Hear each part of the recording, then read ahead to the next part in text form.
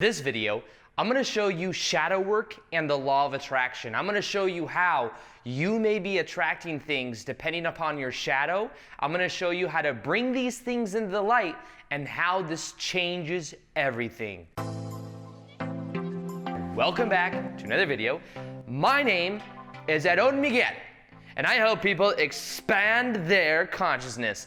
Now in this video, I'm going to be sharing with you that of shadow work. Understand a little bit more about what this concept is that Aaron speaks of in third person, and why shadow work is the key to you really not attracting things that you really don't prefer to experience.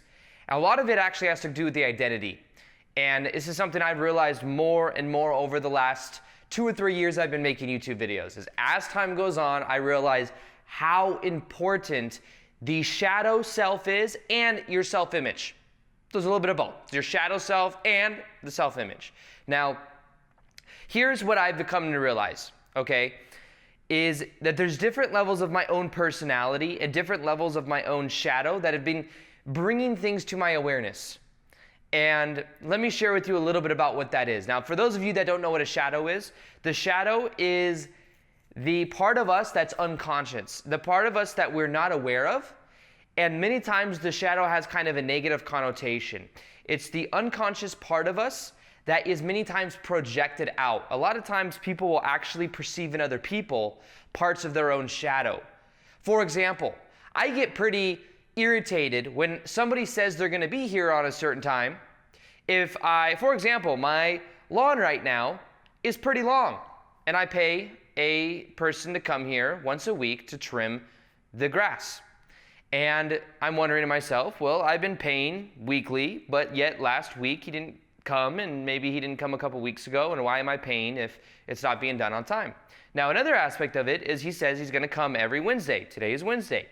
And anytime there's these things in my life where people say they're going to come on a certain time, but then they don't, it irritates me.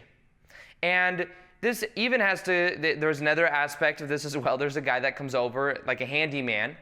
He's actually a really cool guy. I really like him. But he says, oh, I'm going to be over at your house at 1 o'clock. He will not show up till 3:30 or 4.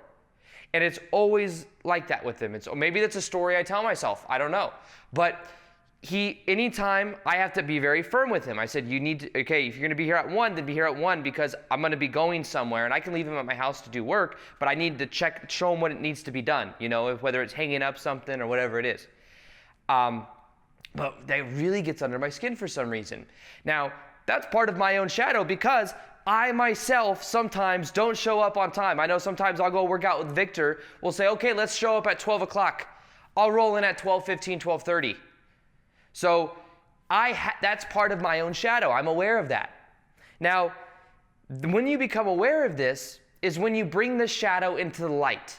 Bring the shadow into the light. Now, there are aspects of our personality, and I think this video is going to be a very empowering video for you because you're going to give yourself more permission to be yourself by the end of this video. Now, understand with the law of attraction, we attract things into our life depending on our vibration. Some of our vibration may be totally unconscious. We might not be aware of it. So I'm attracting situations into my life like people being late coming to me. I might have a story about that I tell myself that people never show up on time, or a lot of times don't. But then today I have a haircut, for example. My hair is getting a little bit long. And when I go to get my haircut, sometimes when I show up, I'm like 5-10 minutes late. And I so beat myself up for it because especially because I've become more busy as time goes on. I'm pretty busy now that I've been doing daily videos. I've got a lot going on. So my time is very valuable. So if I do that to someone else, I feel really bad. I feel really guilty about it. Now, but like I said, what I perceive in other people, I also dislike because it's also a part of myself. So in a way, it's like I'm walking around with this charge inside my energy field that says, this rule that says, people better not be late. People better not be late. People better not be late. And then when people are late, there's this charge and I'm like, oh, why are people late? But then I also have part of my own personality is sometimes I'm not completely on time. And I noticed as well, it has to do with the priority as well. If it's something I really want to go to, then I will be on time. And I like going to the gym, but I don't know, it's one of those things. Now let me share with you a different aspect of this as well. This is what I've realized. This is what I'm going to encourage you to look at with your shadow. What is your relationship with your parents? I'm going to wait. I'm just kidding. What is your relationship with your parents? Now, the reason that I ask this is our relationship with our parents or the people that raised us, those are the first relationships that we ever had in our life.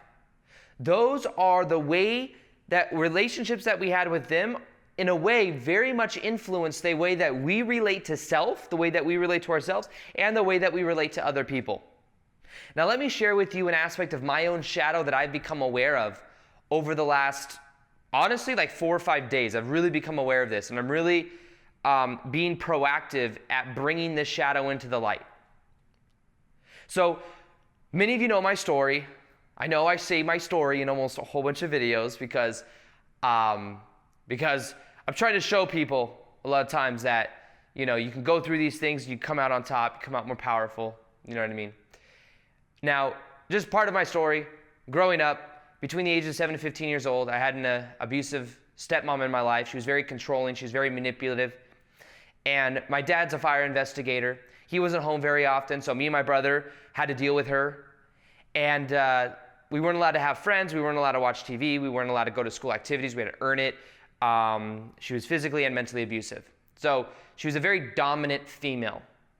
And we weren't even really allowed to have a relationship with our real mom, who was amazing, who now I have, of course, have a relationship with. And this is what I've realized recently. I've been paying attention to my own energy and realizing that part of my personality is I am what is called a fixer. I try to fix people. I try to fix even people in my life that come to me. I want to help everyone. I'll have people in my family, whom I love very much, who come to me for help, who come to me and express certain things to me, and I want nothing more than to help them, to fix them, and to make them better.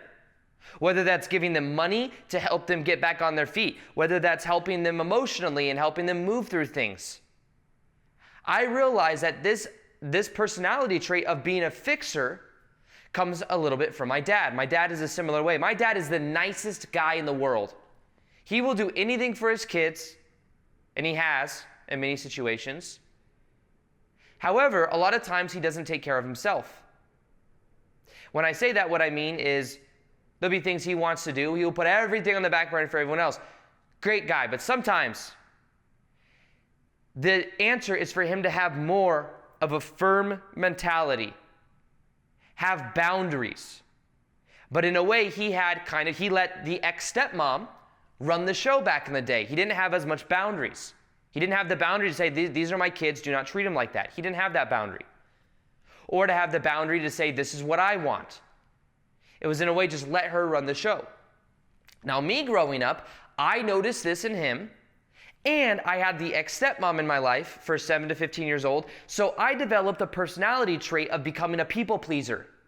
I want other people to be happy. That is also part of the fixing mentality. My dad has that. Plus, in a way, I have that. I want to fix people, when a lot of times the answer is to not fix people, to let people go through their own stuff, and to be there as maybe an emotional support system, but not to just give. It's like you can teach someone to fish, but if you just give someone fish, they're just going to keep coming back to you to more fish. And then you got to consistently give your fish that you normally used to eat, if you eat fish. But you get the analogy. So for this, what I've been realizing recently is my personality. There are times when I emphasize certain aspects of my personality, but recently I've been realizing that I've had more of this people pleaser mentality, wanting to make everyone happy, wanting to make sure everyone's okay, wanting to fix other people, and that's been manifesting in my life in many ways. One of those is having a lack of boundaries. Being afraid to say no to people. I've always been kind of afraid to really say there's a paradox within here. I'm a very blunt person. I'm a very sarcastic person. I like to have fun. I like to joke around. So a lot of times when it comes to these things, if there's something on my mind, I just say it. And even if it's a little bit harsh, I say it with good energy. So normally people don't mind. But in general, even just from first off meeting someone, if somebody says something that I don't like, there are times that I feel afraid to say what I really think because I just met this person, all of this stuff. But that comes from a people pleaser mentality. It comes from trying to make other people happy and being afraid to really express myself. Because if I would have expressed myself back in the day when my ex-stepmom was in my life, I would have got pain. I would have gotten in trouble. I would have got told that I shouldn't have talked back. I would have got told that my opinion didn't matter. And I would have got told to go outside and do yard work. That's what would have happened back in the day. Those same unconscious shadow aspects of me are still in my life today in some ways. And some of this includes what I'm sharing with you right now. You may notice that this video has a more direct and masculine feel than some of the more recent videos that I've done. Well, what I've realized is I'm bringing this shadow back into my awareness, into the light, and I'm transforming it. Because a lot of those aspects as well are more feminine aspects when you're trying to please other people. It's being much more soft. And I'm a masculine person. So I notice that sometimes what happens is we all have masculine and feminine within us, every single one of us. Now, the thing with spirituality that I notice a lot, it's kind of a side tangent, but the thing I notice a lot in spirituality is many people become very, very spiritual. They'll start meditating. And sometimes what happens is they go so far on the other side of the spectrum that they become very soft. They become very a little bit more airy, just want to meditate all day, just send love to the planet, which is a very good energy. It's amazing. But this is about having a balance, not an equal balance. Sometimes the polarity is good, but it's about being authentic. That's it. It's about being authentic. My best videos, in my opinion, are the ones where I have a lot of passion, a lot of energy. I'm just myself. I don't care what people think.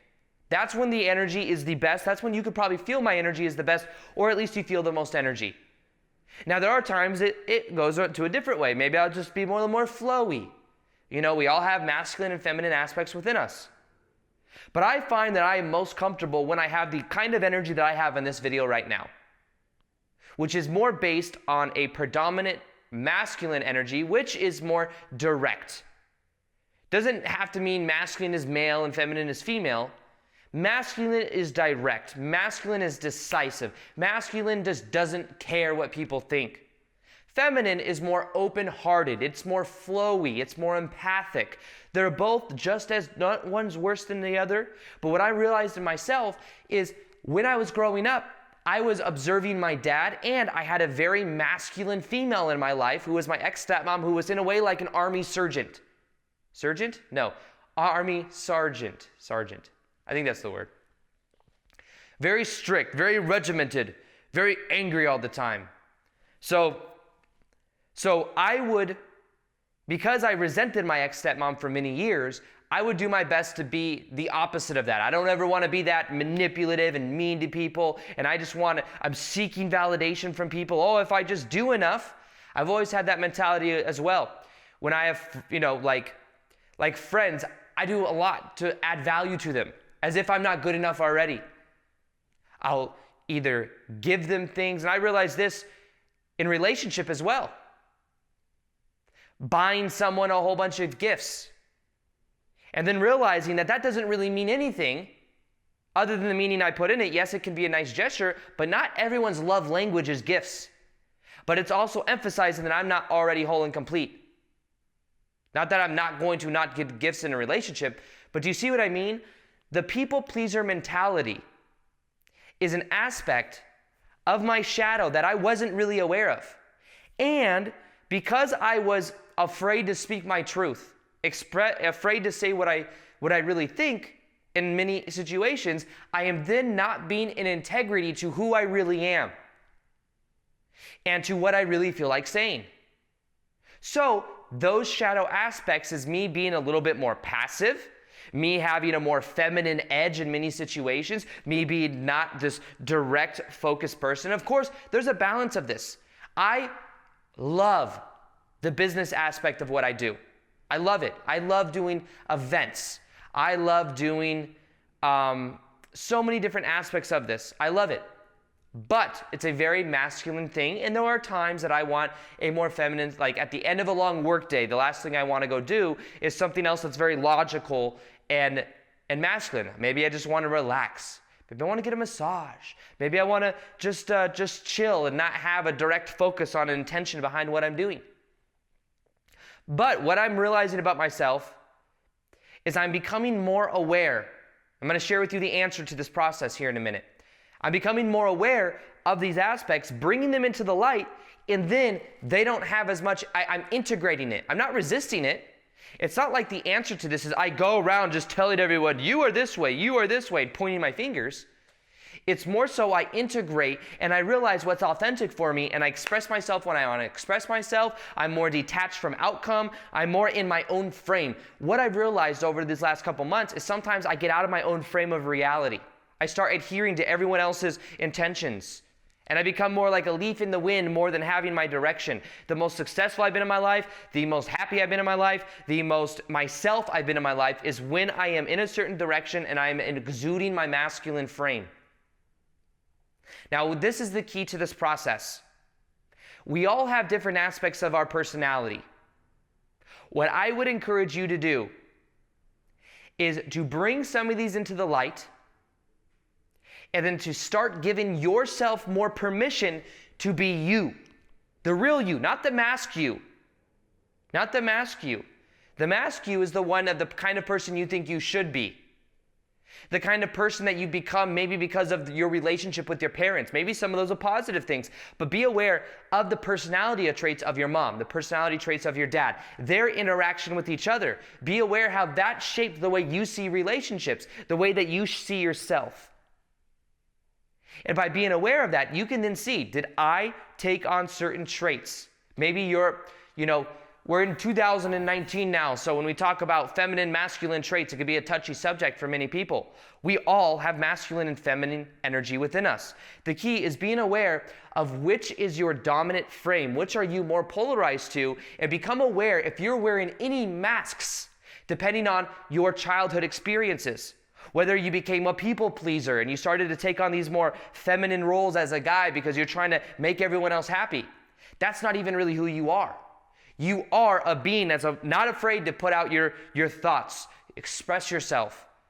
But you learn growing up that it's fearful to do so, so you created this mask that buffered and has allowed you to then be a certain way. Maybe on the feminine side, when you were growing up, you were learning that you had to control situations. You had to take on a more masculine role. Maybe instead, you can learn how to balance that out into how to become more free, more flowing, how to integrate more of that into your psyche. So there's this polarization with the shadow work that I really wanted to express in this video, because a lot of those masks come from the way that we think we should be, the way that we were given with pain and pleasure growing up. But what you can realize now is you can just be yourself, whatever that means, but the real you, not the mask you, not the you that you think you have to be. If it feels good to people please, then cool.